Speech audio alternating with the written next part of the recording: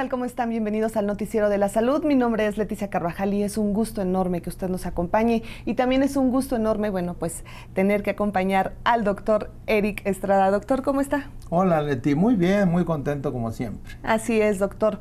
Hoy tenemos noticias muy interesantes, pero antes de ir con nuestra primer cápsula, les recuerdo nuestro correo electrónico que es elnoticierodeLaSalud@hotmail.com y la página del doctor Eric es www.ericestrada.com.mx.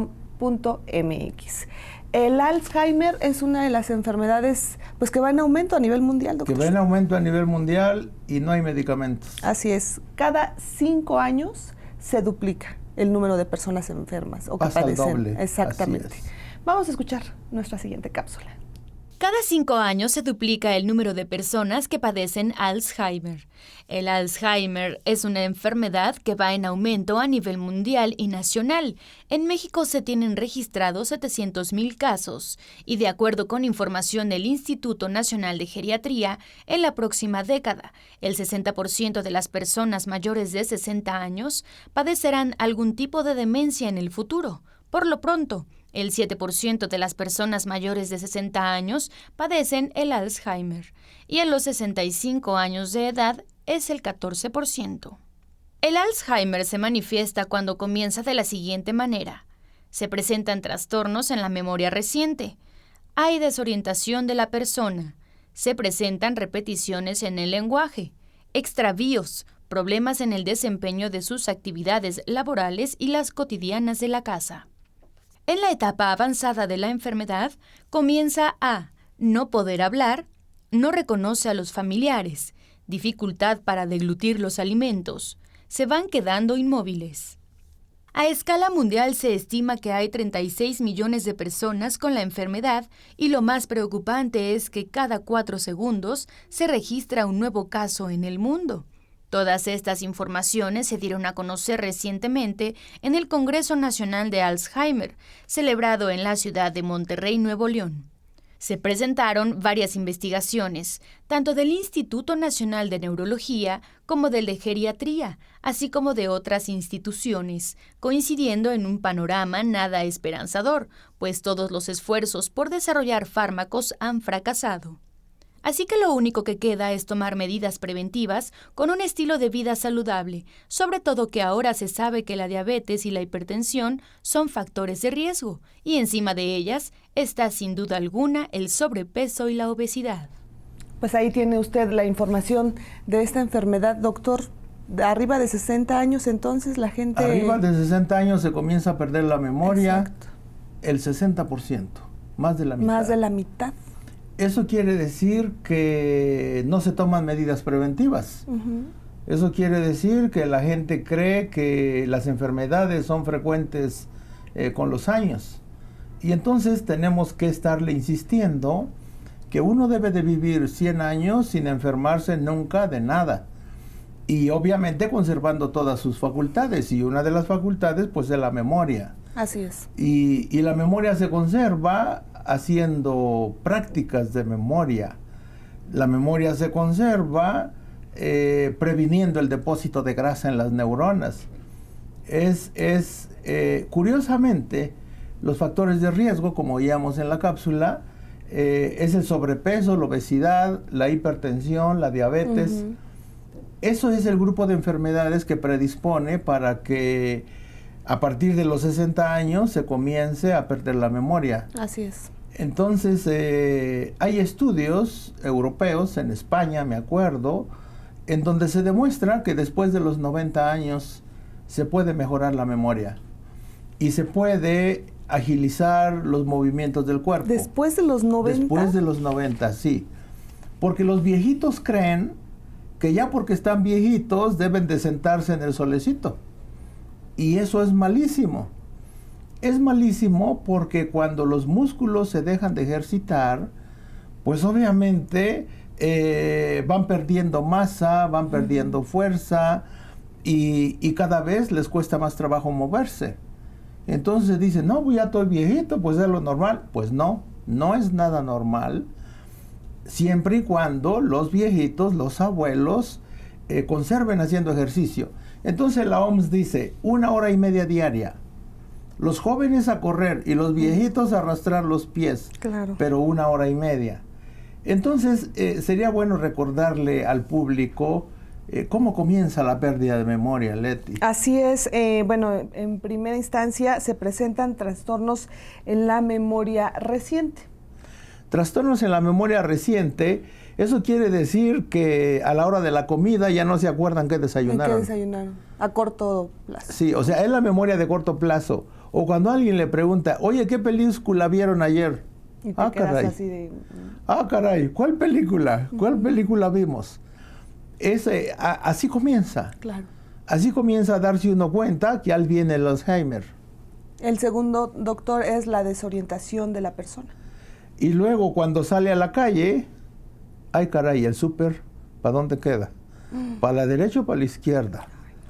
Y entonces les cuesta mucho trabajo decidir. O cuando están en el súper, ahora cómo me regreso a la casa. Y entonces piensan que ya les cambiaron la brújula dentro del cerebro. Y entonces se confunden los puntos cardinales, se confunden los lugares cotidianos, como si la tiendita está para el lado izquierdo, para el lado derecho de la puerta de la casa. ¿Cómo me voy? El cómo me voy, claro. Sí. Y no se diga si estas personas todavía manejan, pues se dan unas perdidas y comienzan a no llegar a la casa. Qué triste. También se presentan repeticiones del lenguaje. Esa es otra cosa, de que cuando dicen frases, las repiten, sin darse cuenta que ya las dijeron. Entonces es una pequeña falla micro de memoria. Y entonces yo le puedo decir, pues sí, Leti, fíjese que es muy preocupante el aumento de las enfermedades, y yo creo que, ¿y qué cree? Fíjese que es muy importante, muy preocupante el incremento de las enfermedades, y lo repito 3, 4 veces, sin darme cuenta que lo estoy repitiendo. Claro. Entonces ya cuando vemos a un abuelo haciendo eso, pues obviamente hay que llevarlo al neurólogo para ver qué medidas se pueden tomar, porque las enfermedades se pueden controlar cuando comienzan. Una vez que se desarrolla la enfermedad, no hay medicamentos. Ya nomás hay puros paliativos de cuidado, de que ya no puede andar solo.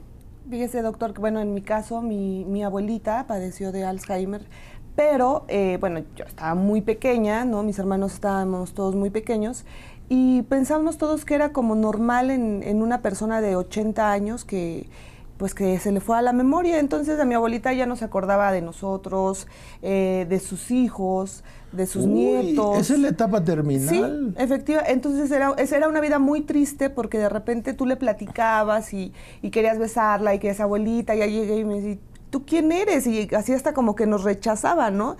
Y curiosamente ella se acordaba de sus hermanas. De sus abuelos, de o sea, mamá. Hace 50 años hace y se 50 acuerda. años, y de repente nos decía, oye, tú eres, y nos decía el nombre de su hermana, y nosotros, no, yo soy tu nieta. Y era muy triste porque, bueno, obviamente, doctor, ¿de verdad se les olvida hasta ir al baño? Sí, claro. Se les olvida la vida cotidiana. Sí, entonces de repente pues ya es muy, como lo vuelvo a repetir, es muy triste porque, bueno, pues tienes ya que ponerle pañal, porque ya Sí. ellos ya no, o sea, ya no se les olvida todo. Comer, Así les tienes es. que dar de comer en la boca. Es algo muy triste, o sea. Es algo muy triste, pero lo más importante es que todo eso se puede prevenir. Y uno sin saberlo. Se puede prevenir totalmente, pero también es importante que la gente sepa que los alimentos que producen sobrepeso y obesidad, las fritangas, los alimentos chatarra, los alimentos de origen animal, sobre todo grasosos procesados y latas, esas grasas oxidadas son las que se depositan en el cerebro.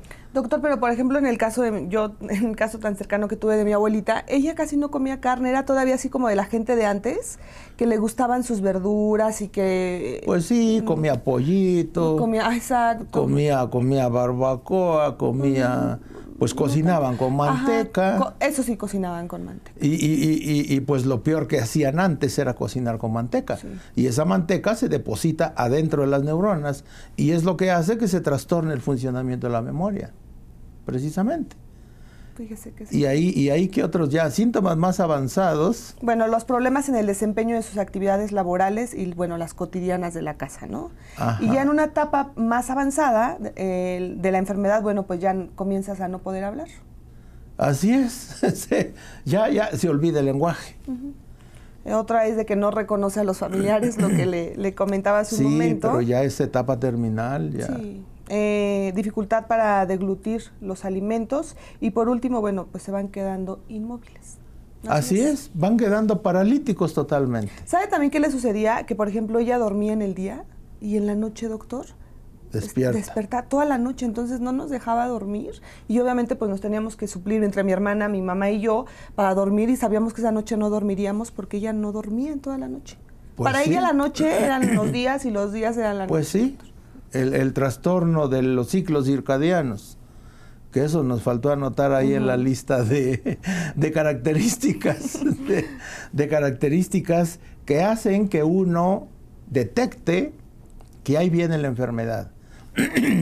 Cuando se detecta la enfermedad en los inicios, obviamente hay todo el chance de pararla. Y el chance de pararla es volver a la abuelita vegetariana. El chance de pararla es darle la hierba del sapo para tomar tomada como té, para disolver la grasa. Algo muy interesante que hemos encontrado con la hierba de sapo que desarrollamos en Chapingo es que entran las sustancias a las neuronas, disuelven la grasa, son como pequeños globitos de grasa dentro de las neuronas, y esos globitos se disuelven y pasan a la circulación.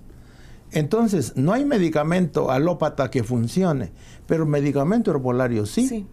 Ahora sabemos que los factores de riesgo es la obesidad, niveles altos de colesterol, niveles altos de triglicéridos, pero sobre todo alimentos fritos y alimentos horneados, y también los embutidos. Así es. Bueno, pues vamos a hacer un corte, doctor. Regresamos todavía con más información. Les recuerdo, nuestro correo electrónico es elnoticiero de la salud @hotmail.com. Vamos a un corte, tenemos más aquí en el noticiero.